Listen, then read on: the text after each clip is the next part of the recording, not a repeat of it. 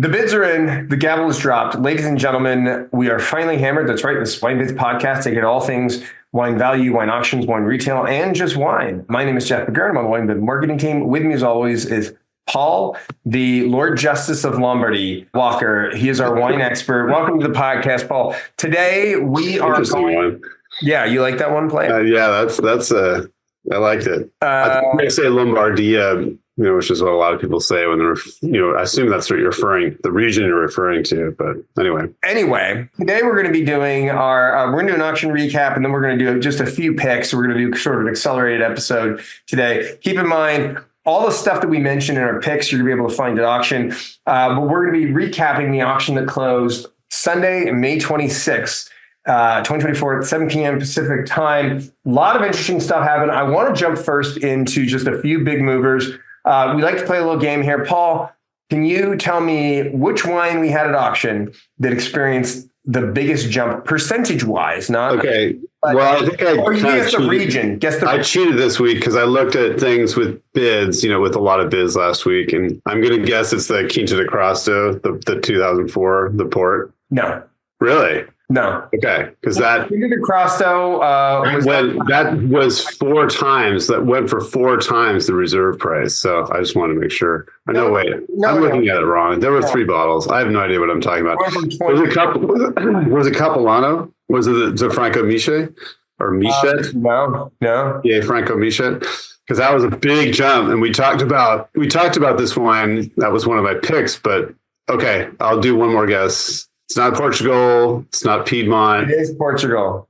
Oh, it is Portugal. Yes. Okay. Then it's Quinta de Naval. I have no idea. What was it? Elvira Garcia Sandringham Vintage Port went from 40 to 76 for a 90% increase. Wait, what was the producer? Elvira Garcia Sandringham. 1960. So it's a 1960 port that sold for $76. Started at 40. I'm actually not surprised after 5 bids, like $40. I see. 1960. Yeah, 40. And that doesn't strike me too as like the greatest port declared vintage of all time. You don't see too many 1960s, but still, that's a pretty good deal. That's a pretty good deal. Number 2 was an 80% increase on this 1987 $2 Cabernet Sauvignon from Napa. This started at $10 and went to $18. Yeah, I know. I was going to say $10 for that thing. $10, like $10 for an 87 cab. Yeah, I mean, Toodle kind of doesn't get a lot of attention, it seems, but that is ridiculously low. 73% increase on this 2012 Bergstrom Winery Temperance Hill Vineyard Pinot Noir. Went from 30 to 52 for a 73% jump. That's kind of interesting, actually, because I think, some of the wines, I've actually picked up a couple Bergstrom wines recently because they've been pretty good deals, but it looks like, some of the older, more rare examples, especially from really good sites like Temperance Hill, are going to get some attention. I don't know if I want to say there were other bottles of this available in prior auctions. Yeah, see, it sold. That's weird because it sold just in the beginning of May, 5.5 for $35. So we had an example like this, I think, last week where it was in a prior auction and it was like $40, and then it was in the next week and it like almost doubled in price or something. It's like all the time. Which I don't recommend somebody, if you see something on WineBid, just buy it no matter what. Exactly, because you know what? It might suddenly become quite rare. Which seems to have been what happened here with the I mean, Bergstrom, this is a good example because I believe that this particular wine was from the same seller. And so it looks like there were other bottles sold for less. And then once the last 2 remained, they got bid up, And so that'll happen. It happens, right? Yeah. Just takes a couple of weeks, and then all of a sudden it becomes a rare item. So, 94 Joseph Joachim Cote de Beaune Pinot Noir went from 35 to 56, 60% increase. That was interesting. And then we got 99 Soudero Sauterne, 375 millimeter, started at 20, went to 31. But I mean, $20 for 99 Soudero, even at 375, is still a great deal. We also, I think, talked about a lot of wines that were available 2 weeks ago. I think 2 or 3 weeks ago, we were like, oh, look at all these half bottle deals, but they all got bid up. And all got bid up. This was yet another one. But even like you said, even so, a $31 hammer for that, that's not terrible at all. I mean, 99 wasn't the best vintage, but it's not going to be disappointing. It's still going to be really good. 2018 Michel Chiarlo, Barbaresco, Reina went from 20 to 31, 55% increase. And then you kind of called these last two, and then we'll move on to some of the notable wines. The 01 Capilano, Barolo, Oteen, Furine, Franco Miche. These ones started at 330, went up to 490 for a 48% increase. So a lot of interesting action there. I wanted to point out a few unique lots that were just kind of interesting sales. 97 Screaming Eagle, which I think we talked about before. It's kind of cool to see a Screaming Eagle from 97. That went for 42.50. I think that was an auction for a little while. Actually, I think we mentioned it before. 2010 Pontet Canet, 12 bottle lot. OWC. That one went for $29.20 after 2 bids. I thought that was interesting because it works out to about $243 a bottle. Did you say that was the 09? Oh, 10. Sorry. 10. Huh. Okay. That was also 100-point vintage for them. Great vintage from Pontet Canet. 2020 Comte Lafon Montrachet OWC went for $2,600. And we had a 97 Costa Rica Corton Charlemagne that had 2 bids, came in at $1,980. And by the way, the Comte Lafon Montrachet from 2020, that also had 2 bids, taking $2,700. We sold an 89 Aubryon after 4 bids. We sold 3 of them actually for $1,770 a piece. Wow. That was really those went up from $1,470. And then a 98 Palmer 6 liter. Woo! Somebody is having a party. I would like an invite, please. You can drop your invite in the comment section. $1,760. 04 saw a Soldera, Brunello de Montalcino, Passe Basse Reserva, Mag, 2 bids, took it from 1650 to 1750.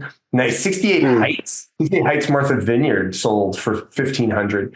And then that, the one you mentioned, the 1997 Salon de Mesnil Blanc de Blancs sold for 865, and there's still another one left. Look, we've got about 15 minutes left. I want to jump right into some picks. Let's start with the U.S. We're going to keep this. No, we're not talking records today. We're not talking records today. All right. Well, I want to say that we did sell a couple Dunn Cabernet. Shout out to Mike Dunn.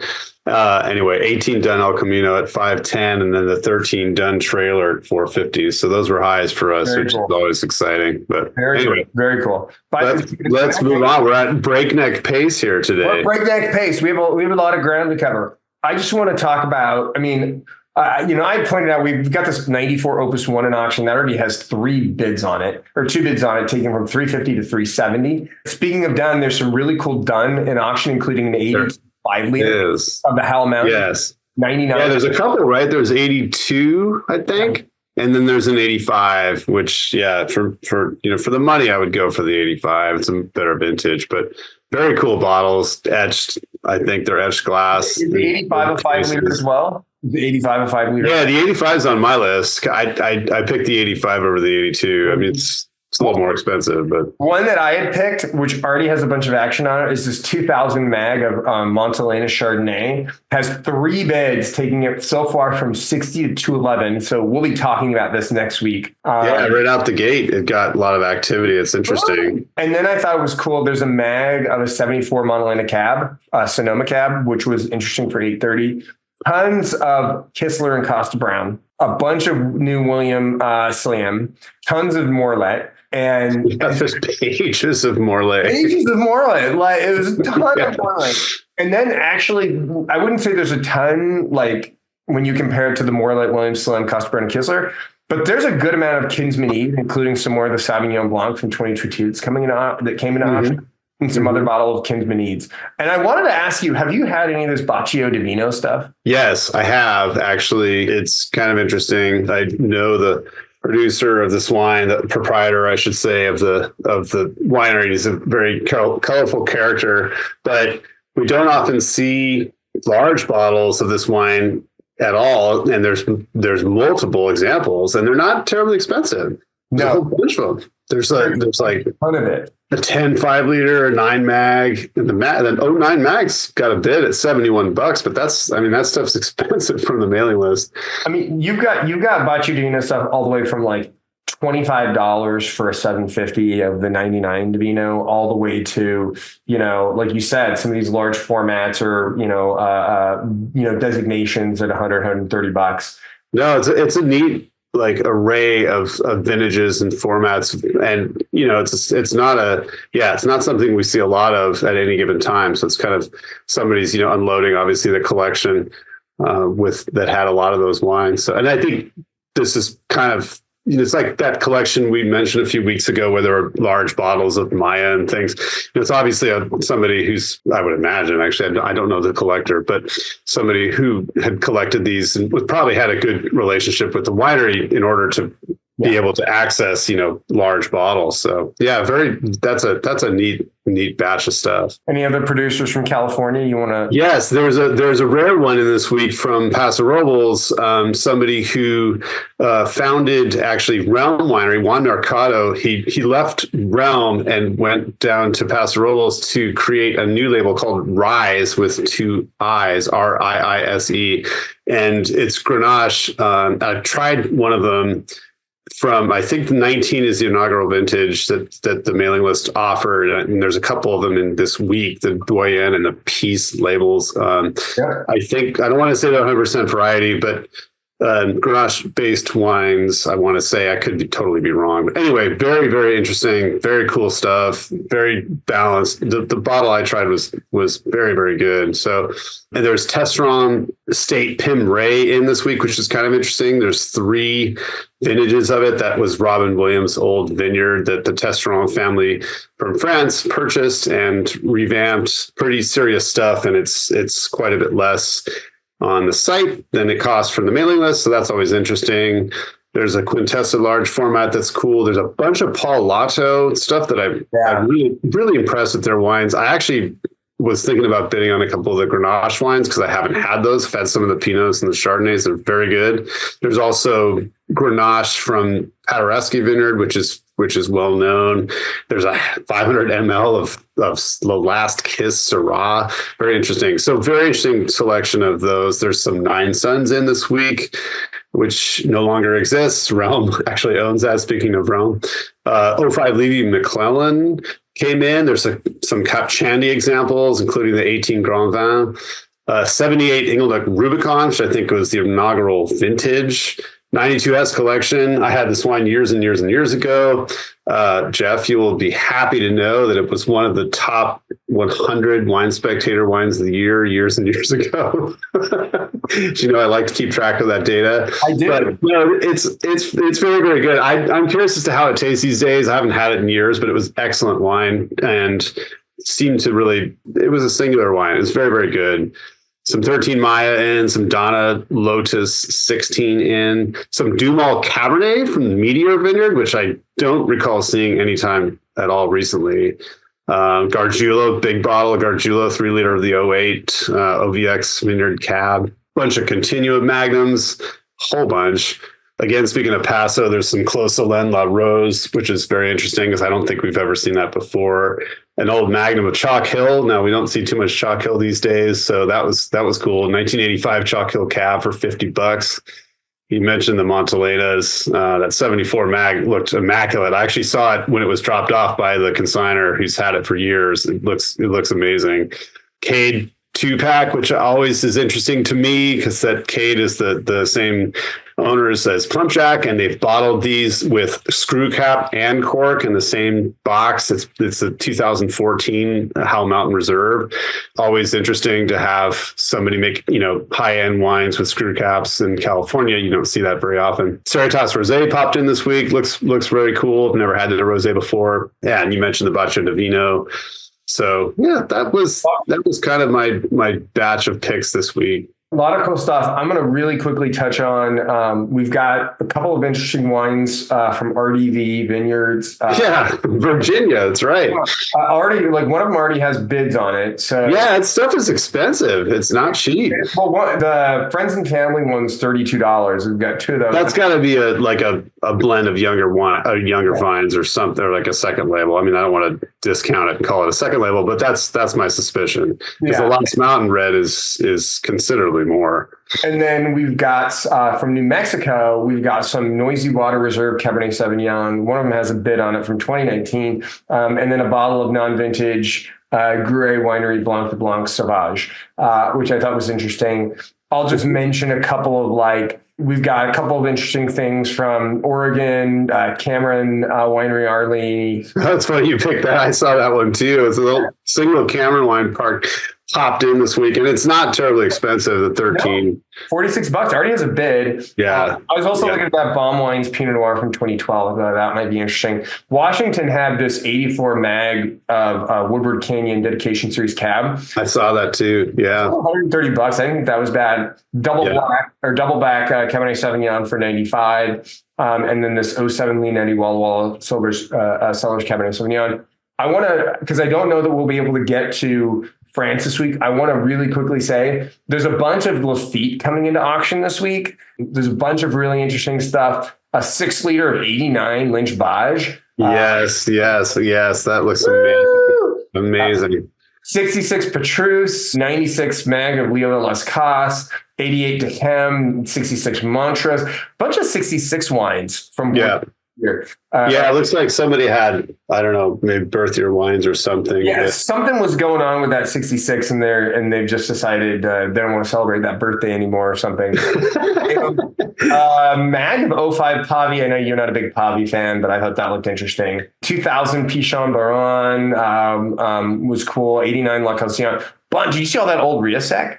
Yeah. No, there's like a really nice selection of Sauternes in this week. One Couté half bottle, $26. So I saw the Couté. Amazing vintage, not expensive at all. It'll probably get pushed up a little bit, but I doubt it'll go to more than 30 or 40. We'll see. Well, there's another lot that has 2 bottles, only one of which has a bid. So there's 3 bottles of the Couté in auction, the half bottle Couté in auction.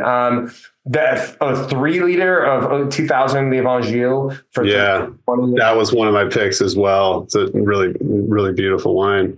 That's really cool. On the Burgundy side, there's a bunch of super high-end Burgundy. Hold on. Before we leave Bordeaux, I want to mention a couple rarities we don't see. There's La Croix Saint-Georges 05. I don't remember the last time we saw that wine in auction. Yeah, I had that pick too, $75. Okay. And then there's 11 and 16 Chateau Le Puy Cuvée Barthélemy, which again, it's like one of those micro cuvées, and there's 150 for the 11 and 100 for the 16, which I thought was kind of interesting actually as far as price goes. And then 2010 Gracia was the other sort of garage, if you will, micro production Bordeaux that was in this week. So some really cool stuff. Burgundy wise, we can only mention a couple of Burgundies. Cocherie, Montier.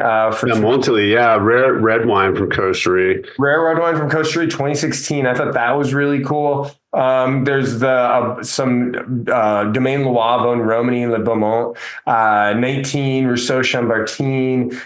They're just a bunch. I mean, Faveli Corton, Claude Corton, Manger Muret from 90 Manger Muret, Grands Echezot. And then the 17 Comte Liger Bel Air, Von Romani has 2 bids here from 650 to 700 already. So those Liger Bel Air wines are pretty hot still. So that's interesting to see.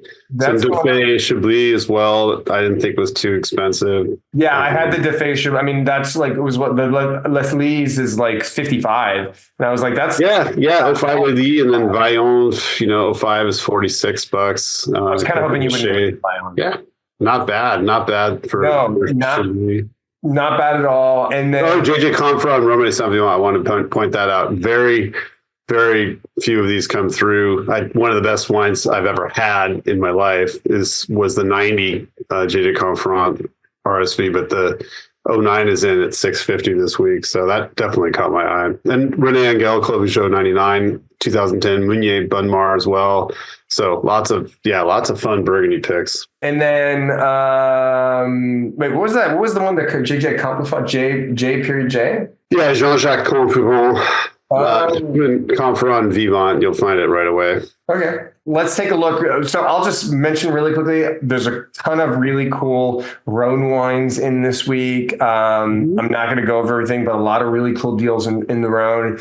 And then as a last sort of ditch effort to mention something, if you're into German wine, a bunch of cool Keller wines. Yeah. A ton of cool Keller stuff. Amazing collection of Keller in original packaging, and there's multiple lots or multiple cases, I should say. Like there's a 21 6-bottle horizontal, and there's 3 of them. So those are very cool. There's some really old stuff too. There's some 59 Rautenstrauch, Eidelsberger, Kauthauserhof, Hofburger, Auslese. Yeah, there's like amazing German selection this week for sure. Oh my God. A crazy German selection. Really. Don't forget the Vega Sicilia that's in this week too. There's a whole bunch of it. So yes.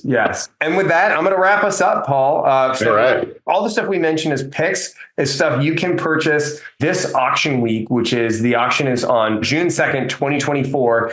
Ends at 7 p.m. or it ends at June 2nd, 2024. Ends at 7 p.m. Pacific time. You can bid anytime now between now and June 2nd, 2024 at 7 p.m. Pacific time. And for listening, we'll give you $15 off an order of $150 or more if you use the code JUSTICE, JUSTICE. That's, Paul's nickname is Lord Justice of Law. That's the reason why. And with WineBid's finally hammered, this has been Jeff McGurn and Paul Walker wishing you happy bidding and cheers. Cheers.